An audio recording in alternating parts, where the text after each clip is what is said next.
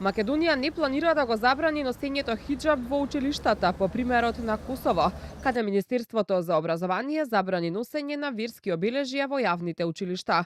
Од Македонското Министерство за образование велат дека се фокусираат на дискусија за квалитетот на образованието, а за облекувањето на учениците, како што велат, одлучуваат училиштата преку усвоен дрескод. Законската регулатива во образованието во Македонија не го ограничува носењето на хиџаб во училиштата и до овој момент не е иницирана дискусија за промена на законите.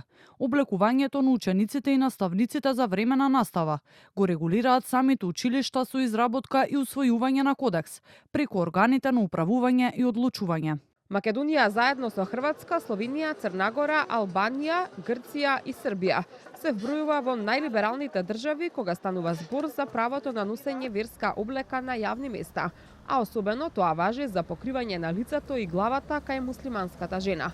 Во соседна Бугарија е забрането носење бурка, никап и шамија, која го покрива лицето. А во Косово, прашањето за забрана на верска облека за првпат стана предмет на поширока јавна дебата во 2010 година, кога административните упатства на Министерството за образование воведоа забрана за така наречените религиозни униформи, што вклучуваше и носење шамја. Ваквата одлука ја обжали мрежата за професионален развој на жените Арита. Сепак, Врховниот суд ја потврди одлуката, тврдејќи дека Министерството за образование има законско овластување да ги утврди правилата на однесување и кодексот на облекување за учениците.